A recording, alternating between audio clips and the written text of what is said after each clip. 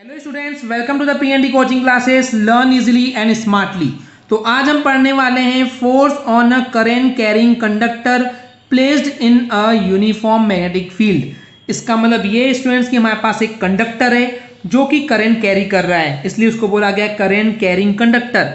And इस current carrying conductor को हम रख रहे हैं एक यूनिफॉर्म मैग्नेटिक फील्ड में, यानी कि जो वहाँ पे मैग्नेटिक फील्ड है वो यूनिफॉर्म है, एक जैसा है। इसका मतलब वहां पे मैग्नेटिक फील्ड की इंटेंसिटी सब जगह एक जैसी है।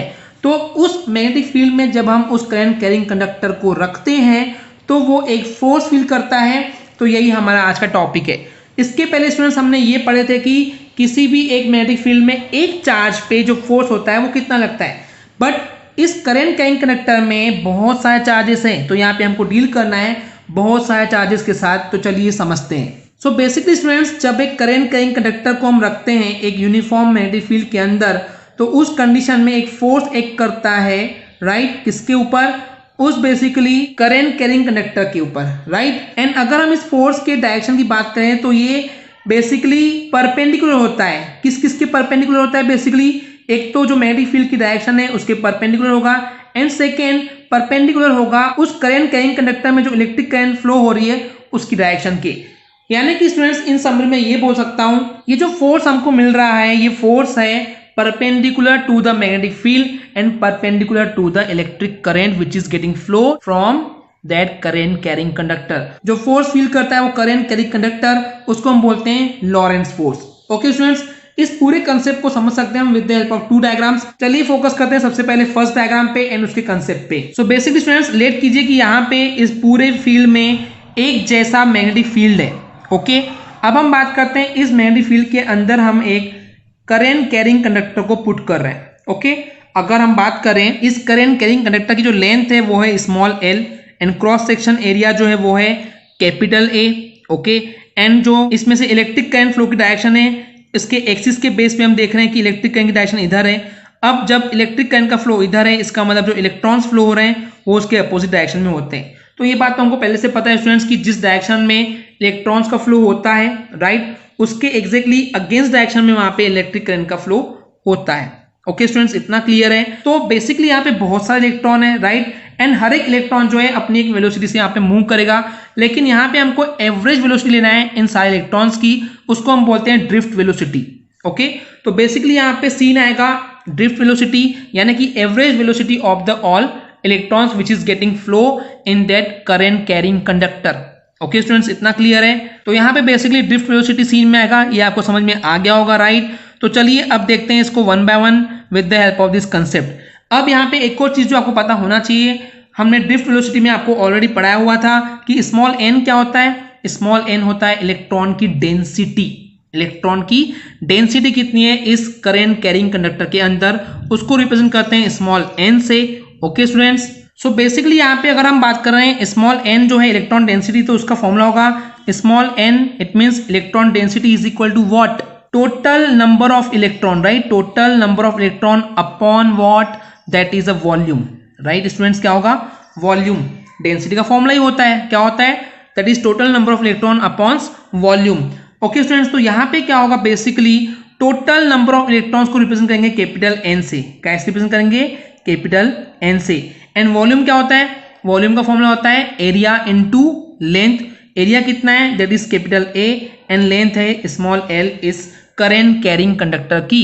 तो यहां से हमको टोटल नंबर ऑफ इलेक्ट्रॉन पता चल जाएंगे कि इस करंट कैरिंग कंडक्टर के अंदर कितने हैं। तो जाएगा N is equal to, it means capital N is equal to small N into A L. Okay, total electron कैसे निकाले आपको क्लियर है क्या? That is capital N is equal to small N into A. A is what? That is cross section area of the conductor, and L क्या है? Length of that current carrying conductor. Okay students, तो अब हम यहाँ पे late कर रहे हैं कि जो इसमें से करंट फ्लो हो रही है वो पी से क्यू की तरफ हो रही है, एंड कैपिटल आई जो है वो इलेक्ट्रिक करंट सप्लाई हो रही है। ओके स्टूडेंट्स, तो यहाँ पे हम देख रहे हैं कि जो ये करंट कैरिंग कंडक्टर की जो लेंथ है विथ रिस्पेक्ट टू द या फिर along the direction of the current वो कितनी है? That is small L, right? And यहाँ पे जो मैग्नेटिक फील्ड है वो इस डायरेक्शन में। ओके, तो हम ये मान रहे हैं कि एल और ये जो मैग्नेटिक फील्ड के बीच में जो एंगल है वो कितना है? That is theta. Okay students, ये एकदम बेस कंसेप्ट था इस डायग्राम के बेस पे। आई होप आपको इतना क्लियर हो गया होगा। और वही चीज यहाँ पे लिखी हुई है, अगर आप चाहें तो वीडियो को पॉज करके पढ़ सकते हैं। तो चलिए अब हम बात करते हैं कि इस करंट कैरिंग कंडक्टर पे कितना फोर्स अप्लाई हो रहा है, राइट। तो उस कंडीशन में हमने लॉरेंट्ज फोर्स का फॉर्मूला पढ़ा था, that is F is equal to Q VB sine theta. And ये जो फॉर्मूला था वो था एक चार्ज के लिए, राइट। लेकिन अब हम डील कर रहे हैं एक कंडक्टर के साथ, तो उस कंडीशन में ये चीजें कुछ चेंज होगी। वो चेंज क्या होगा, चलिए उसको वन बाय वन समझते हैं। तो F ही रहेगा, राइट स्टूडेंट्स। Q वहां पे एक चार्ज था, एंड यहाँ पे जो चार्ज है वो क्या है, वो है इलेक्ट्रॉन। तो उसके बदले हम Q के बदले लेंगे E। कुछ बुक्स में आपको -E लिखा हुआ हो सकता है, क्योंकि इलेक्ट्रॉन जो है वो नेगेटिव चार्ज कैरी करता है, बट हम यहाँ पे E कंसीडर कर रहे हैं, ओके, क्योंकि हमने ड्रिफ्ट वेलोसिटी में भी E ही लिए थे, राइट। सेकेंड वेलोसिटी थी यहाँ पे V, यहाँ पे ड्रिफ्ट वेलोसिटी है, that is VD, right. Magnetic field as it is रहेगा, and sine theta as it is रहेगा। इतना क्लियर है स्टूडेंट्स, आई होप इतना क्लियर हो गया होगा। चलिए आगे देखते हैं। तो ये जो फोर्स हो रहा है स्टूडेंट्स, ये एक चार्ज के लिए था, यानी कि एक इलेक्ट्रॉन के लिए था, राइट। एक इलेक्ट्रॉन पे इतना फोर्स अप्लाई हो रहा है, तो टोटल नंबर ऑफ इलेक्ट्रॉन कितने हैं, टोटल नंबर ऑफ इलेक्ट्रॉन वहां पे हमने अभी देखे थे, दैट इज स्मॉल NaL। तो अगर एक इलेक्ट्रॉन पे इतना फोर्स अप्लाई हो रहा है, तो इतने इलेक्ट्रॉन पे कितना फोर्स अप्लाई होगा। तो सिंपली हम क्या करेंगे, small n capital A small l into कर देंगे इस पूरे को, तो हो जाएगा वो टोटल जितने भी इलेक्ट्रॉन है उस पर अप्लाई होने वाला फोर्स। ओके स्टूडेंट्स, इतना क्लियर है, दैट इज गुड। चलिए अब इसको थोड़ा सा सिंप्लीफाई फॉर्म में लिखते हैं। तो हम लिखेंगे F N A E V D, L को बाद में कर दिए, B साइन थीटा। ऐसे आगे पीछे लिखने का कारण क्या है स्टूडेंट्स, सिंपल, क्योंकि हमने जब ड्रिफ्ट वेलोसिटी का रिलेशन फाइंड आउट किए थे इलेक्ट्रिक करंट के साथ, तो हमने वहां पे पढ़े थे I is equal to NaEVD, ये हमने पढ़े थे, राइट। तो यानी कि हम इस पूरे को पोर्शन को हटा करके इसके बदले कैपिटल I लिख सकते हैं। एंड ये अगर आपको सिंपली पता नहीं है कहाँ से आया, तो आप सिंपली सर्च करेंगे drift velocity concept PNT coaching classes, तो आपको वीडियो टॉप पे मिल जाएगी। ओके स्टूडेंट्स, तो वहां से हमको ये मिल गया form, that is F is equal to, that is force is equal to ILB sine theta. And ये फोर्स है जो कि उस करंट कैरिंग कंडक्टर पे अप्लाई हो रहा है जब हम उसको प्लेस कर रहे हैं एक यूनिफॉर्म मैग्नेटिक फील्ड के अंदर। ओके स्टूडेंट्स, अगर हम इसके वेक्टर फॉर्म की बात करें, जो थीटा बन रहा था वो L और B के बीच में बन रहा था, तो ये हो जाएगा simply F vector equal to I, and bracket में हो जाएगा L vector cross B vector. Cross product क्यों आया, क्योंकि क्रॉस प्रोडक्ट में हमको साइन थीटा मिलता है, तो इस वजह से हो गया वेक्टर फॉर्म। तो एक तरीका था सिंपल इस डायग्राम के बेस पे ये डेरिवेशन लाने का। ओके स्टूडेंट्स, एंड एक और तरीका है जिसके थ्रू आप लिख सकते हैं, चलिए उसको भी देख लेते हैं। सो बेसिकली हम यहाँ पे रिप्रेजेंट कर रहे हैं जो ये एक जैसा यूनिफॉर्म मैग्नेटिक फील्ड है, वो इस डायरेक्शन में रिप्रेजेंट कर सकते हैं। ओके स्टूडेंट्स, एंड सिंपली क्या हो रहा है, यहाँ पे जो कंडक्टर है इस सिंपली वायर के थ्रू दिखाया गया है, यानी कि एक कंडक्टर है, एंड उस पर जो फोर्स अप्लाई हो रहा है वो परपेंडिकुलर है, यानी कि ये तीनों ही चीज एक दूसरे के परपेंडिकुलर है, कंडक्टर भी परपेंडिकुलर है। ओके स्टूडेंट्स, यानी कि मैं आपको दिखाना चाहूंगा डायग्रामेटिकली।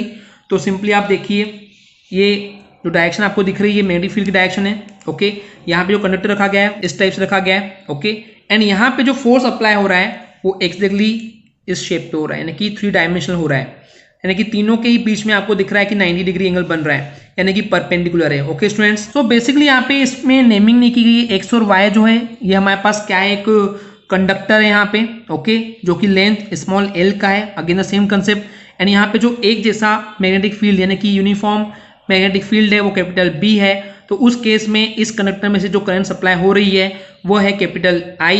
ओके, तो इस कंडीशन में जो फोर्स अप्लाई होता है उस कंडक्टर पे वो कभी भी डायरेक्टली प्रोपोर्शनल होता है I उस इलेक्ट्रिक करंट के जो कि उस करंट कैरिंग कंडक्टर में से सप्लाई हो रही है। The very first thing, okay, directly हम ILB साइन थीटा के बेस पे फॉर्मूला बना रहे हैं या कंसेप्ट बता रहे हैं। सेकेंड, ये जो फोर्स है वो डायरेक्टली प्रोपोर्शनल होता है उस कंडक्टर की लेंथ के। ओके, थर्ड, ये जो फोर्स है वो डायरेक्टली प्रोपोर्शनल होता है उस मैग्नेटिक फील्ड की इंटेंसिटी के। ओके, एंड यही फोर्स डायरेक्टली प्रोपोर्शनल होता है साइन ऑफ एंगल, एंड जो एंगल है वो किसके बीच में था, मैग्नेटिक फील्ड एंड उस कंडक्टर के बीच में। तो इन सबको अगर हम एक साथ लिखेंगे तो हो जाएगा ये F directly proportional to ILB sine theta. Okay, जब ये इक्वल साइन में कन्वर्ट होगा तो वहां पे कांस्टेंट आता है, दैट इज K लिख देंगे हम, तो हो जाएगा F is equal to KILB sine theta. यहाँ पे जो K है वो एक प्रोपोर्शनलिटी कांस्टेंट है। ओके स्टूडेंट्स, एंड इसकी वैल्यू जो है डिपेंड करती है आपने कौन सी सिस्टम ऑफ यूनिट वहां पे लिए हैं। ओके, सो बेसिकली हम यहाँ पे लेट कर रहे हैं कि CGS सिस्टम एंड MKS या फिर SI सभी के लिए इस प्रोपोर्शनल कांस्टेंट की जो वैल्यू है वो 1 लेंगे, तो उस केस में जो F है जो ये फोर्स अप्लाई हो रहा है उस कंडक्टर पे वो इक्वल हो जाएगा B I L sine theta के, या फिर आप बोल सकते हैं I L B sine theta के। वेक्टर फॉर्म अभी हमने देखे थे, that is vector form force vector is equal to I and bracket के अंदर आ जाएगा L vector cross B vector. Okay students, तो यहाँ पे बेसिकली अब ये जो हमको मिल रहा है formula force equal to B I L या फिर I B L sine theta, अब यहाँ पे इसकी कुछ केसेस हैं। ओके, केसेस क्या हो सकते हैं, चलिए देखते हैं। दो केस है basically. The very first case is theta या तो 0 होगा या फिर थीटा 90 होगा। आप चाहें तो तीसरा केस भी ले सकते हैं कि थीटा 180 डिग्री हो, यानी कि अपोजिट डायरेक्शन होगा। तो हर एक केस में क्या होगा चलिए समझते हैं। अगर यहाँ पे जो थीटा है वो 0 डिग्री होगा, इसका मतलब करंट जिस डायरेक्शन में जा रही है वो पैरेलल है उस मैग्नेटिक फील्ड के डायरेक्शन के, तो उस केस में साइन थीटा विल बी 0। क्यों? साइन 0 की वैल्यू होती है 0, यानी यहाँ पे थीटा ले रहे हैं 0, तो साइन 0 इक्वल टू 0। तो उस केस में आई बी एल साइन थीटा यानी कि साइन 0, तो ओवरऑल फोर्स कितना हो जाएगा 0, यानी कि जो कंडक्टर पे फोर्स लगने वाला है वो हो जाएगा 0। कब? जब एंगल है थीटा इक्वल टू 0। लेकिन दूसरा केस देखते हैं, तो ये हो गया थीटा इक्वल टू 90, यानी कि जो कंडक्टर है वो परपेंडिकुलर है उस मैग्नेटिक फील्ड के, तो उस केस में फोर्स हो जाएगा आई बी एल साइन थीटा हो जाएगा 90, साइन 90 की वैल्यू होती है 1, तो हो जाएगा F is equal to I B L. So जब एफ 0 मिल रहा है तो वो मिनिमम वैल्यू है फोर्स की, and F equal to I B L वो हो जाएगा maximum force. Okay students, I hope आपको इतना क्लियर हो गया होगा। चलिए बात करते हैं डायरेक्शन ऑफ फोर्स की। वैसे तो डायरेक्शन ऑफ फोर्स सेम ही रहेगा जैसे कि हमने चार्ज में आपको समझाए थे। इसके लिए दो रूल थे अगर हमको डायरेक्शन फाइंड आउट करना है, तो एक था फ्लेमिंग का left hand rule and second था राइट हैंड पाम रूल। तो दोनों ही रूल सेम रहेंगे, ज़्यादा कुछ नया नहीं है। फिर भी चलिए हम आपको डायग्राम के बेस पे समझाने की कोशिश करते हैं, एक बार और रिवाइज कर देते हैं आपके लिए। सो फ्लेमिंग के लेफ्ट हैंड रूल के बेस पे हम बात करें तो लेफ्ट हैंड में हम इन thumb, four finger and middle finger को इस टाइप से स्ट्रेच करेंगे कि उनमें तीनों के बीच में 90 डिग्री का एंगल हो। तो उस केस में अगर जो आपकी फोर फिंगर है वो पॉइंट कर रही है मैग्नेटिक फील्ड की डायरेक्शन को, मिडिल फिंगर पॉइंट कर रही है इलेक्ट्रिक करंट की डायरेक्शन को, तो उस केस में आपका जो थंब होगा वो रिप्रेजेंट करता है डायरेक्शन ऑफ फोर्स को। ओके स्टूडेंट्स, ये था फ्लेमिंग का लेफ्ट हैंड रूल। तो राइट हैंड पाम रूल में क्या करेंगे, हाथ को इस तरीके से अरेंज करेंगे कि सारी फिंगर्स को स्ट्रेट रखेंगे, एंड यहाँ पे जो एंगल बन रहा है इस फिंगर्स एंड थंब के बीच में वो बन रहा है 90 डिग्री। तो उस केस में क्या होगा, जो फिंगर्स हैं वो पॉइंट करेंगे मैग्नेटिक फील्ड की डायरेक्शन में। ओके, एंड ये जो थंब है वो पॉइंट करेगा इलेक्ट्रिक करंट की डायरेक्शन में। तो उस कंडीशन में जो आपका ये पाम है ओपन साइड वो आपको पॉइंट करेगा, वो आपको डायरेक्शन देगा उस फोर्स की। ओके स्टूडेंट्स, तो इस तरीके से हम इस फोर्स की डायरेक्शन को फाइंड आउट कर सकते हैं। तो आई होप आपको क्लियर हो गया होगा। अगर आपको हमारी वीडियो से कुछ भी सीखने मिला या नॉलेज मिला तो प्लीज़ हमारे चैनल को सब्सक्राइब कीजिए एंड वीडियो को लाइक ज़रूर करें।